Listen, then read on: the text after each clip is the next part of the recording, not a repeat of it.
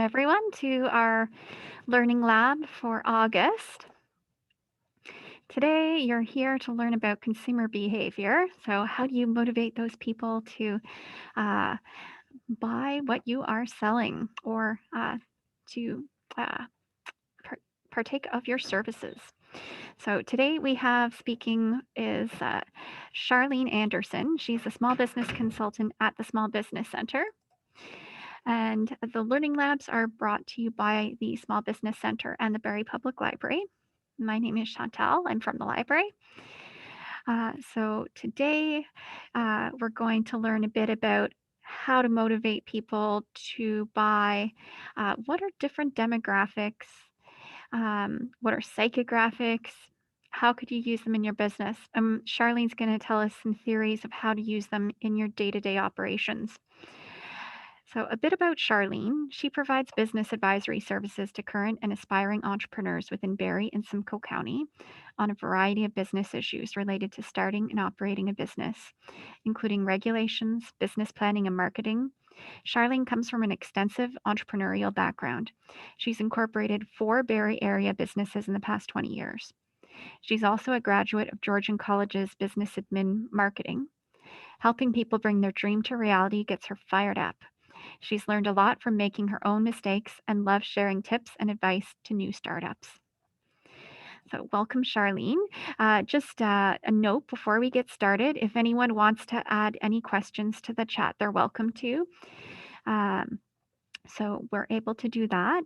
And we'll also have the opportunity at the end to learn about our next learning lab and to give feedback as well on the session, which we're always looking forward to. So I'll add that just a bit before the end in case anyone leaves early.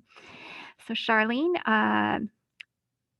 I just Thanks, have one Chantal. question for you. Are you wanting people to ask questions during the presentation or save them to the end? Yeah, I do have some time at the end for some questions and answers, but if something isn't clear as we're going along, please go ahead and pop them into the chat or the Q&A so we can clear it up as we go along. I think we're a pretty casual group. Once upon a time, we would have all been sitting in the same room and we would have just been having a conversation. So let's keep that kind of feel. Perfect. Thank you so much. And Charlene, we're ready for your presentation. Thank you. Right, perfect. So thank you everyone for spending an hour with us and coming out to have a look at this presentation. I hope at the end of it that you will come away with at least a tip or two, or certainly a bit of a roadmap on how to understand the consumers for your business. So I'm just going to go ahead and share my screen.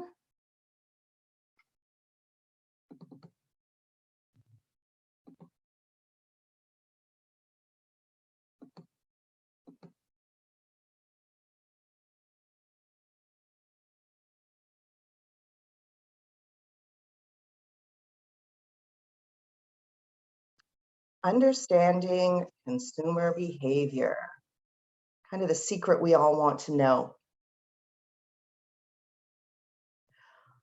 Every day we make hundreds of buying choices. Cornell University actually estimates that we make about 35,000 remotely conscious decisions each day. Many of those are just about what to eat, to be honest, but a lot of them has to also do with what not to buy. As marketers, we're always working to add some tension to that buying decision. We want the consumer to choose to buy our products. Understanding consumer behavior is part of the science behind that. We've heard of the terms of psychographics and consumer behaviors, but sometimes we don't really even know exactly what does that mean. Half the time, we don't even know why we buy the stuff that we buy, let alone figuring out why somebody else will. So I'm hoping at the end of this 45 minutes or so that you will have an idea of some of the theories and practices that go into making buying decisions. Of course, if there was one magic way, we'd all do it. So today we're going to cover consumer behavior theory, factors that affect buying behavior, demographics and psychographics, generational characteristics, buyer behavior, value proposition, and then at the end, we'll put it all together to figure out how do you bring that to your business. So there's four main theories that are used in consumer behavior. There's the theory of reasoned action, Engel, Collett, Blackwell model, Hawkins, Stern, impulse buying, and the most widely used in business schools, Maslow's hierarchy of needs.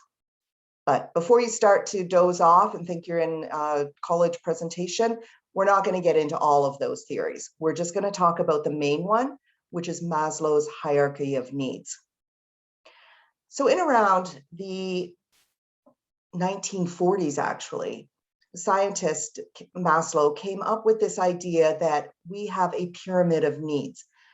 And if one need at the bottom isn't met, we don't really care about the next one. So we have a need for being our basic needs of safety and food, warmth, rest. We all want to be loved and feel like we belong. And those are our psychological needs. And then at the very top is our self-fulfillment needs, which is where we can actually say that we've accomplished things. And marketers will target those needs with their products and services.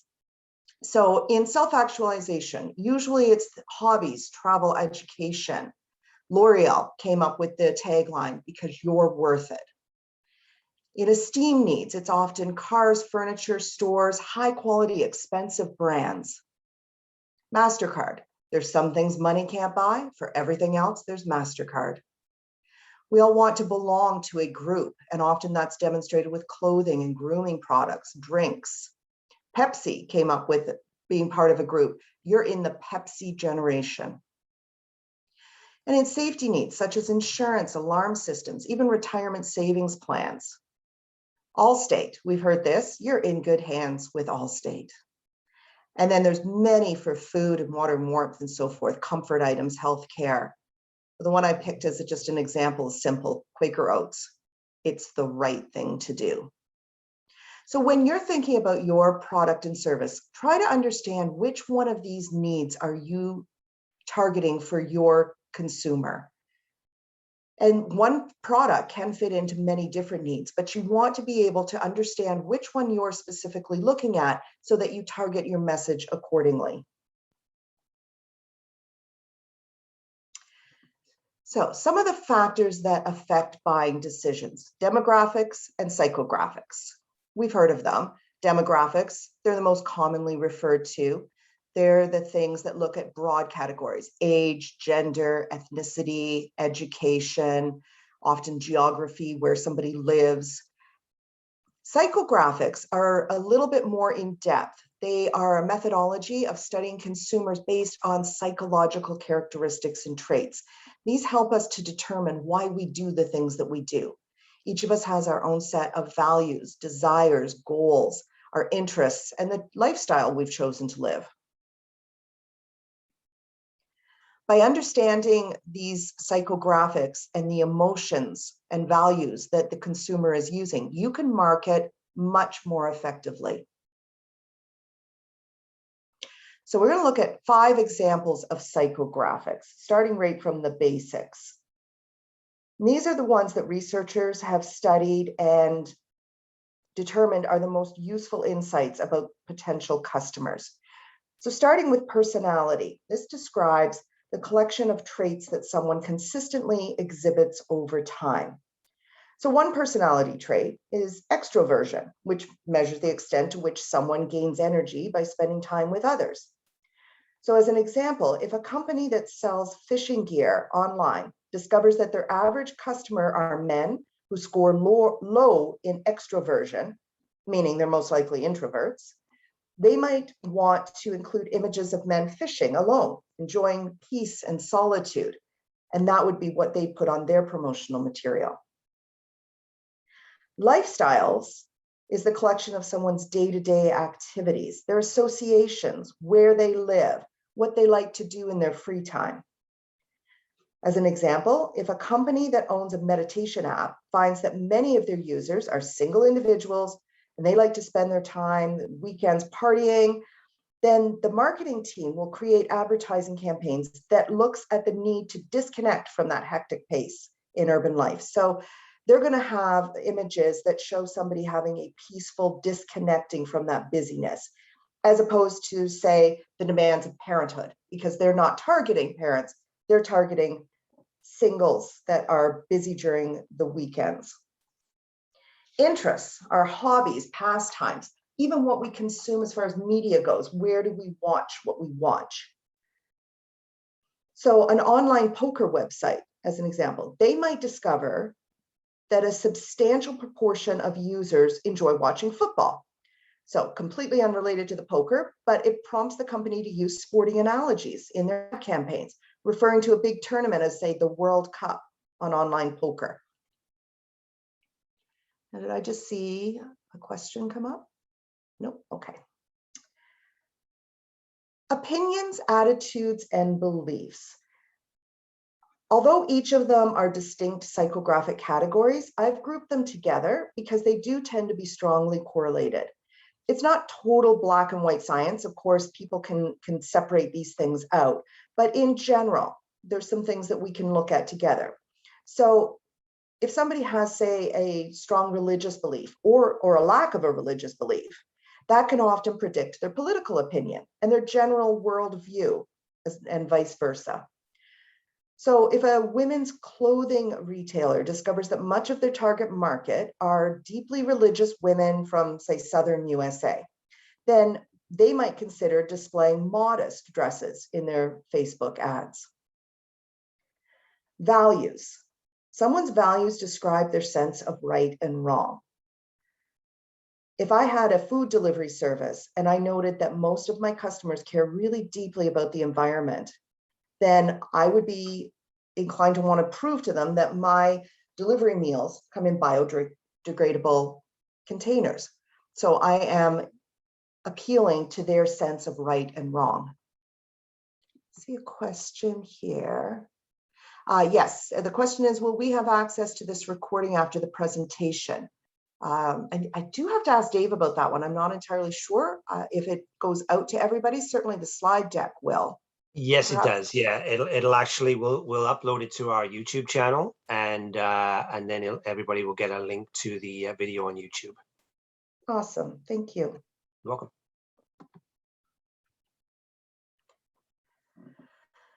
We also are grouped into generations. If I was to say to you that there was a man walking into a store to buy a t-shirt, one man walks into the Bay, one man walks into H&M.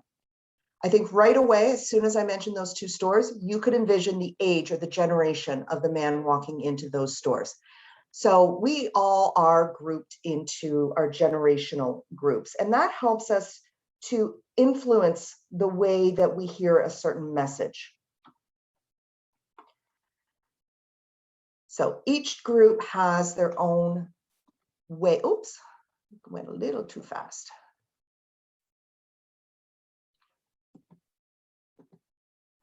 Each generation has similar characteristics. So how they communicate, the words that they use, the way that they like to communicate, be it phone or text message, will be grouped into certain generations, how and where they shop, like the example that I gave you.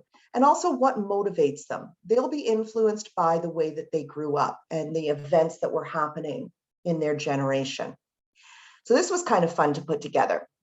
I've just looked at each of the different groups, and actually from a webinar that I watched from a fellow that we are partnered with, Don Byrne, and he had put together some of these interesting facts, so I've borrowed them from him. So we've got baby boomers. Their birth years are around 1946 to 64, which puts them around 55 to 75 now. There's 76 million of them. And they're one of the highest consumers of traditional media. So that would be your traditional cable TV, radio, those sorts of things. Shaping events in that generation was post-World War II optimism. At that time, women were having an average of 3.7 children. And this generation watched the moon landing. Often meatloaf was a common dinner item, which, you know, I know my mother made meatloaf quite a bit. I don't know if it's something that people still have. They bragged about electing Pierre Trudeau and getting cable TV. So not Justin, Pierre, his dad. Their worst fear is change. And the voice of this generation is John Lennon. So understanding his values and opinions will often give you an idea of what this generation's values and opinions may be. Next, we have Generation X. They're about 40 to 54 years old now, 82 million of them. Very heavy TV and Facebook users. They lived through the Cold War and also saw the rise of personal computers. Can you imagine there was a time not so long ago that people didn't have computers in their house? We didn't carry phones around with us, and we didn't have the benefit of Google. We actually had to go into a library and research things. It's even hard for me, and I've lived through this time period to remember what that was like. But this group was also known for excesses. The 80s was the decade of it being excessive, and that kind of belief has put us into debt, 767 plus billion, the most indebted of all generations. Microwave pizza was a common dinner item. They bragged about having the best mixtape. For those who don't know what that is when we would actually like record our own tapes that we'd play in the car or on our tape players. You'd see often people had to use a pencil to rewind them because they would get the tape part would get all pulled out. Their worst fear is being conflated with baby boomers. Don't you call me a baby boomer. The voice of this generation is Kurt Cobain. Millennials, or they're also called Gen Y. They're born 77 to 95, so they're now 25 to 39, 95 million. And this media consumption has changed things up a little bit. They cut cable in favor of bringing streaming options. So welcome Netflix. They lived through the explosion of the internet and the Great Recession, most highly educated generation in Canadian history. And sadly, they watched 9/11 happen. When it comes to food and dinner preferences, artisan or going to a farmer's market, farm to table, that's what they're choosing. They brag about not having to use filters on Instagram. Worst fear is not being able to afford a house. They've changed the way brands market. They've actually changed the way brands even behave. When you think about Airbnb, the biggest hotel chain in the world that does not own a single hotel. And the voice of this generation is to question. Don't you tell them what to think. They're going to come up with their own opinions. Gen Z or iGens. They were born 96 to 2015, so they're now 6 to 25 years old. They are 25% of the population, heavy users of mobile devices. In fact, I've heard it said they were pretty much born with a cell phone in their hands. Shaping events has been access to the internet right from the time they were born. 32% of the world's population, 2.5 billion of them, which is surpassing the number of millennials. They watched the election of Donald Trump, and they are big consumers of vegetarian or plant-based foods, and has actually changed the way that many of the fast food and restaurants are marketing now, where they've brought out the plant-based burgers. They brag about perfecting that dance move from Fortnite in real life. Their worst fear is world burning, flooding, or both. And the voice of this generation is Greta Thunberg, which I've been told her name is the most widely mispronounced. So I looked that up. Forgive me if I still pronounced it wrong. All right, so that tells us a little bit about the demographics and how and the psychographics of people and what they decide. But we still have behaviors that we all follow in making buying decisions. We've got the routine response, brand recognitions. Like if you're going out to buy toothpaste or bread, you typically don't give it a whole lot of thought. You know which brand you buy and you just grab it. So that's routine. Limited decision making, which is occasional buying. We've got to think about it a little bit before deciding, but don't put a whole lot of thought into it. If we're going to go out for dinner, we'll think about how much money do we want to spend? Where do we want to be near? What are we feeling like tonight? It's a little bit of decision making, but not a ton. And then there's products that we want to make extensive decision making about. They're big financial impacts or even personal impacts. They're things like buying a house or deciding what investment we're going to make. We're going to do a lot more research on that. And then good old impulse buying. And I know this is one that many marketers count on. We're triggered by an immediate stimulus. So we're standing in the checkout lineup, we see a magazine, the headline catches our eye, or it's got a really great picture on the front of it, and we buy it. But that can also go to a bigger item too, last minute vacations. When vacation travel comes back, sometimes people prefer to just wait and they see a really great deal and then they make an impulse buy.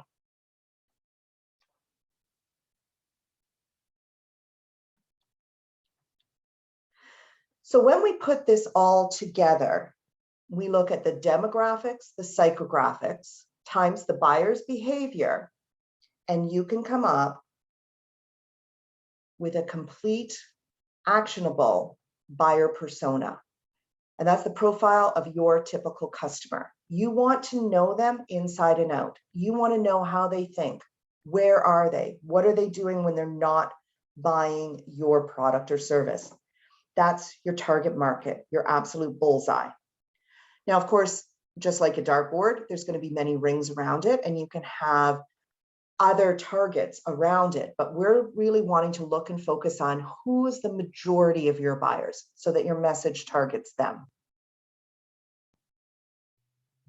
And always keeping in mind that emotions sell.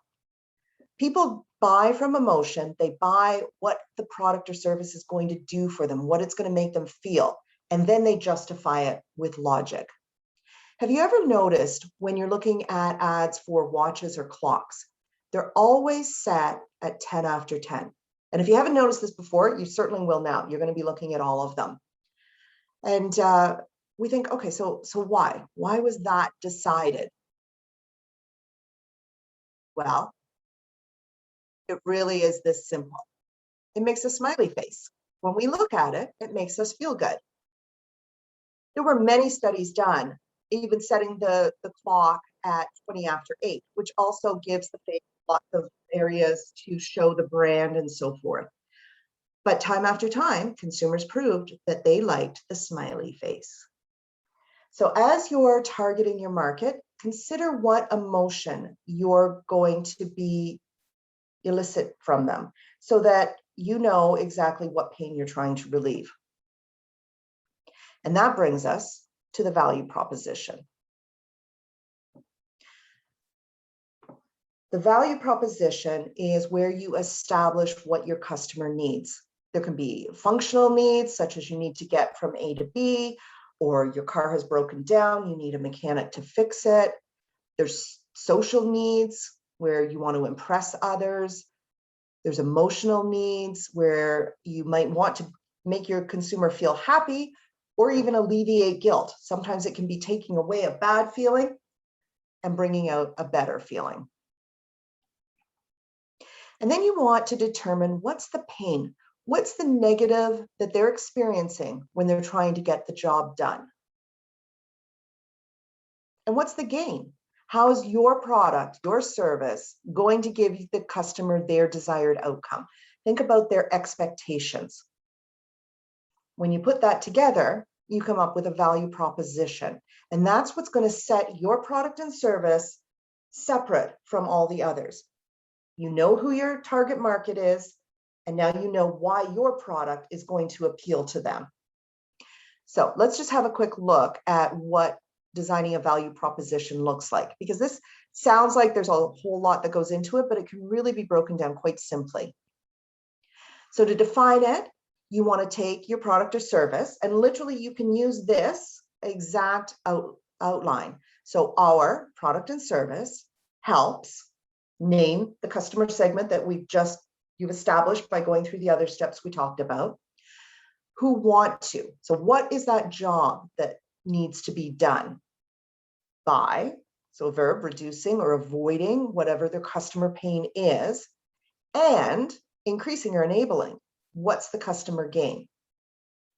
So I quickly did one of these for one of my businesses, which is a dog daycare, a dog center. And literally, I did this really quickly. I didn't put a whole lot of thought into it. Because I wanted to show myself that following this model actually works. And one of the target markets that or the bullseye target market that I market to, are busy families with young kids who have a dog. They're working all day, and then dog's sitting at home, and then they come home, quickly grab dinner, and then there's piano lessons and soccer and hockey practice and all of these different activities. And usually mom, but it could be either of the parents, is feeling guilty. The dog's sitting there, and that's just adding another burden and another task, although they love their dog. So my value proposition is our doggy daycare helps busy families who want their cherished pet to be happy by playing with other happy dogs and allowing parents to enjoy guilt-free time at your child's dance lesson. Right there, I know who I'm targeting. I know exactly what message I want. I've determined they're young families. If they have kids that are in still after school activities, they're working themselves.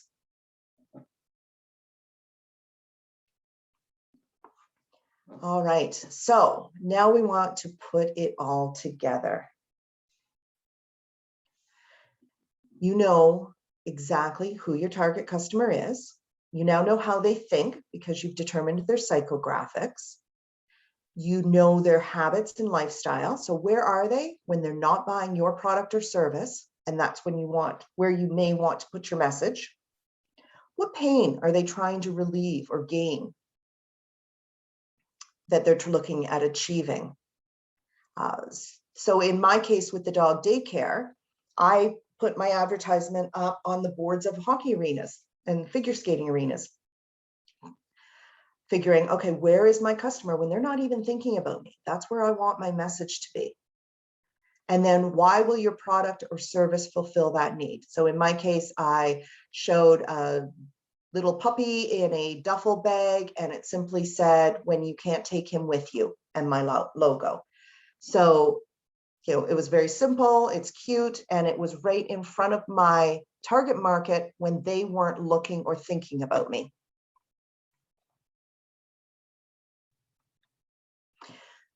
So, some homework that I want you to think about for your business is, what level of Maslow's hierarchy does your business fulfill?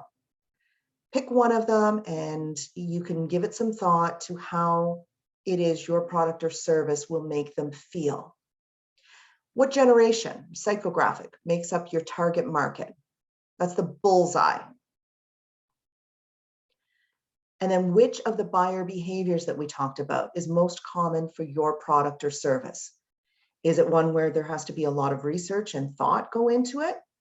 Then you're going to want to be talking a lot of information about it and be in front of your customers so that they've got a lot of information, be it on social media, your website. You could do newsletters that go out that talk about your particular service or product. And then always coming back to, what emotion are you tapping into? People buy for emotion and then justify it with logic. Don't lose sight of that. You can appeal to their emotions of guilt. You can make them feel happier about themselves. You can make them, they can be worth it.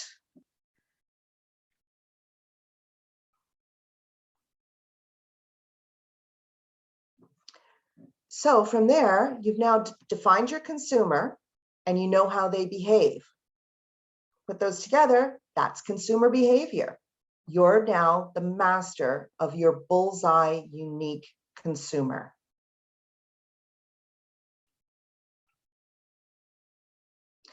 So does anybody have any questions or comments, things that you want to discuss? Your business, your target market can be like an orange where there's different segments within it, and your message will be designed for each of those individual segments. And it can take a lot of time and thought to really put yourself out of your own personal experience and into your consumer's experience. One of the services that we can provide at the Small Business Center is just to consult with you and help you to look at that in an entirely different way, brainstorming together. So feel free to use the resources that the city has put.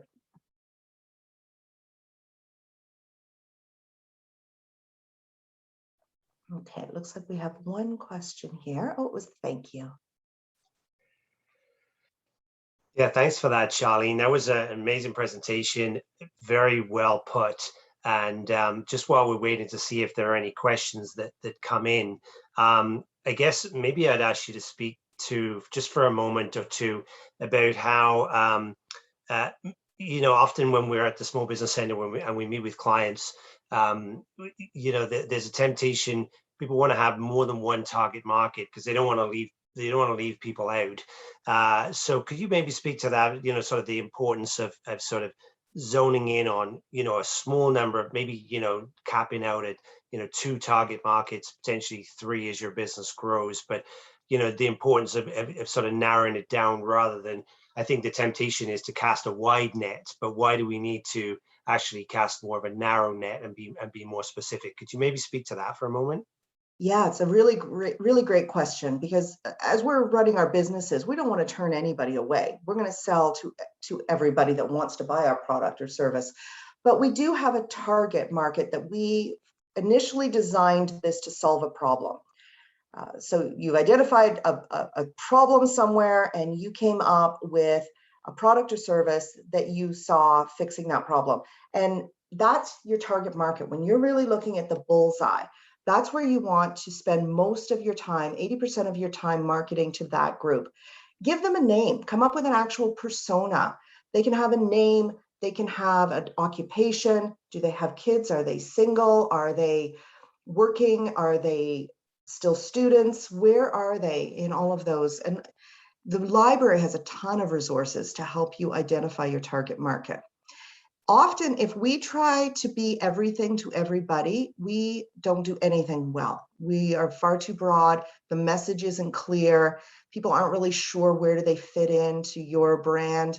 So staying true to your brand and understanding your target market. And then every single time you design a message, imagine that person that you've named, that person is right in front of you. Quite often we can think of somebody that we know and tell the message to that person in your mind. See how do you feel delivering it to them? If it's your grandmother, if it's a teenager, you're going to use entirely different language. 80% of your time should be spent on that target market. And you can have another band that goes around your bullseye, and that could be the next one out. Or maybe if your product or service is something that has to wait until a certain period of time, a certain age or a certain amount of accomplishment, you still want to be starting to target that second band, but without as much effort. And again, your message may be entirely different. Mm-hmm. I think that bullseye model is a really interesting approach, because it definitely gives you a visual when looking at sort of sub markets, as you say, or that secondary market that's not quite right center of your target. So I like that very much. We do have some questions in the chat here. So with regards to real estate and finding buyers or sellers, as being a more complex transaction, what's one way that you would stand out? You could suggest to stand out amongst others that are advertising in the real estate market. Yeah, very competitive market for sure, and one where I believe, again, you're going to look at what's your specialty. Who is your target market? Are you really great at working with first-time buyers and the concerns and nervousness that they may be facing and the unknowns? Or have you been established and your preference is maybe for empty nesters that are downsizing? You're going to sell that house and put them into a smaller condo unit.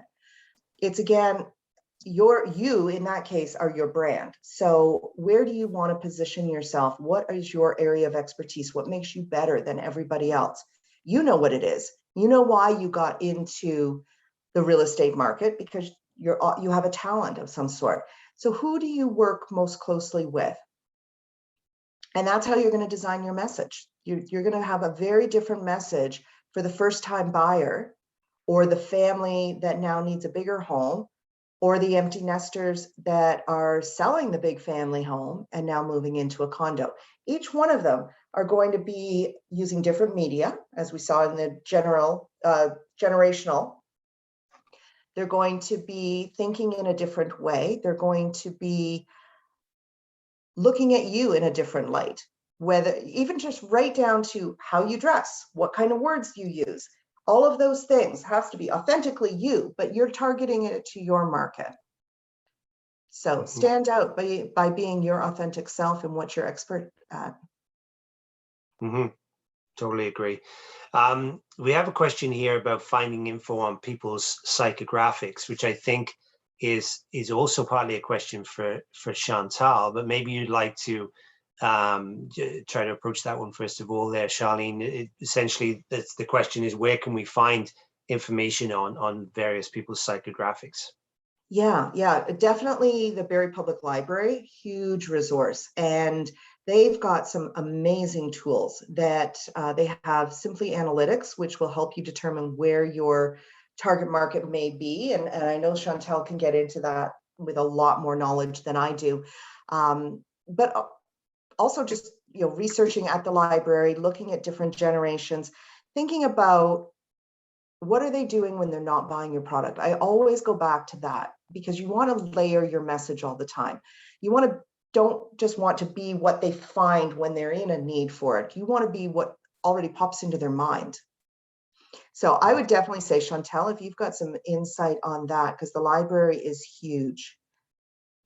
Yes, I'm just sharing in the chat. We have our Simply Analytics tool. So you can access a tutorial with the link that I just shared. With Simply Analytics, it's free to use with your library card from home. And if you come into the library, you don't need a library card to access Simply Analytics. So then you would just come in, you can bring a laptop or you can access one of our computers, and then you can search Simply Analytics. If you do have any questions or want a one-on-one, you can book a business one-to-one with me or one of my colleagues, and we'll meet with you. Right now, we're still doing just virtual appointments, and then we would meet with you and review how to use Simply Analytics using your specific research question and help you sort of narrow down some of those research questions and psychographics. So all of this, we've looked at, who that ideal customer is and how to market to them. Simply Analytics will help you figure out who that ideal customer is so you can have that profile and then figure out how to market to them. I would say as well, I mean, one of the most effective things that we did in my business, and this is perhaps more for those on the call that are, already established and have a customer base, is to get to know your customers, ask them, open up a dialogue with your customers, do short surveys, have some one-on-one conversations. If you have some regular customers, maybe you invite them to a focus group, right? And, you provide some sort of incentive for them to show up, and you ask them some questions and get to know your clients that way as well. One more question that's a really great question here from Joshua, Charlene, is, have you ever created negative target markets, personas that you actively try to avoid in your marketing? Yeah, that's a really great question, and one that I have not done that. I really just don't put a lot of thought into who I don't think is going to buy my product and service. They're not my customer, unless, I'm not sure why you would want somebody not to buy it. So if I don't really give a lot of thought, I spend most of my time on the positive side of who is my target. Dave, what did you find in your businesses? Was there ever anybody that you would actively try to avoid? To avoid? No, I'd say there was never anybody that we actively tried to avoid. It's a good question. I'm sort of racking my brains here, thinking if there was an example, but no, I don't think we ever avoided anybody. We just, as you would say, we just focused on those, on those bullseye targets, which again, actually took us a little while to sort of discern, and actually we changed our target market from what we thought it was when we launched our business to what we thankfully quite quickly learned that it actually was quite different. But we just spend most of our time focusing on our target market rather than focusing on people that we didn't want to sell to. We certainly weren't going to turn anybody away. Yeah, I found the same thing, Dave. So my target market when I was designing the business was certainly the active families. But then I found there was another, maybe that second ring around the bullseye, that were young people that hadn't yet gotten married.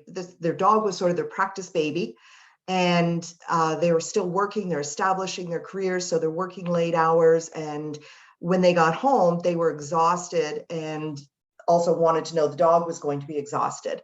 So just that secondary ring, much younger and just getting established. Right, for sure. Are there any other questions out there, folks, for Charlene?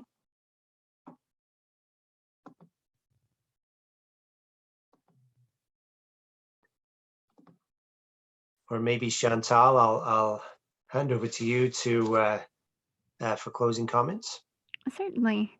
Well, Charlene, thank you very much. It was very useful. I found the visualization of the Maslow's hierarchy, and where you actually wrote down what their hobbies were, and how that worked with self-actualization, and then giving an example of a company slogan around that. So that helped me make sense of Oh, good. how I might target a customer. And I wouldn't necessarily need to use all of them either, so I could just focus on one or two, and that my plan may change over time too, right, with my business. So that was really interesting to see.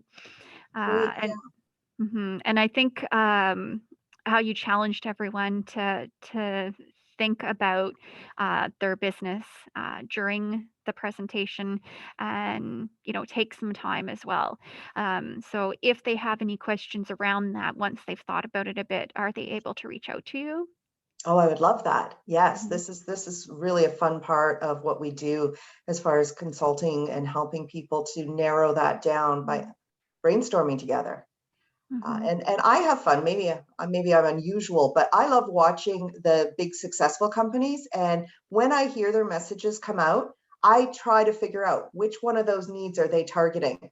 How are they manipulating my thinking? What are they doing that makes me feel a certain way? Because we all have our brands that just automatically we think of that brand, we see that logo, and we have an emotion that comes forward.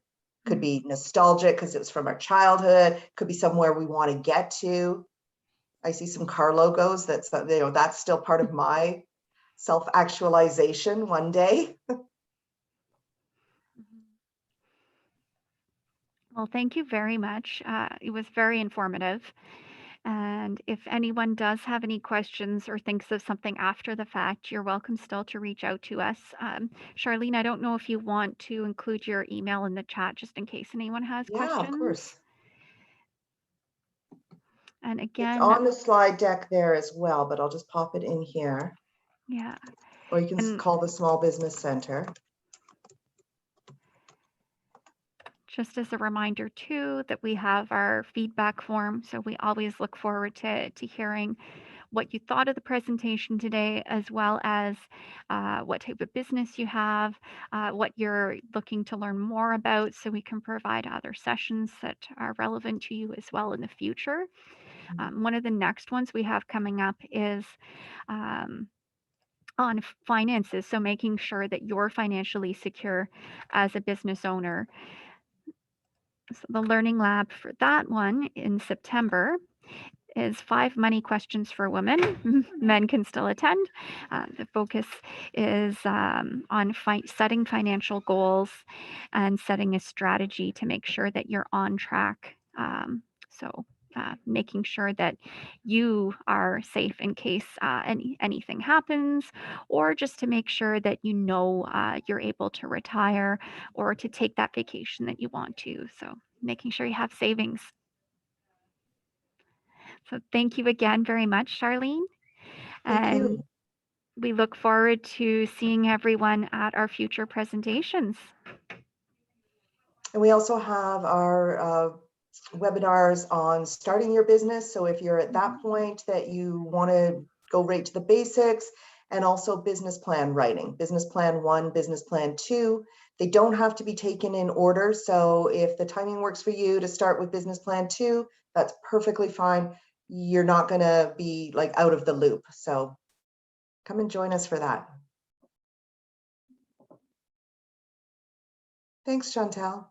Yes, thank you, Charlene. Thank you, everyone, for attending. And the Starting Your Business Plan Basics, in case anyone was interested, the link is there for the next one. Excellent. Have a great morning, everyone. Bye. Bye.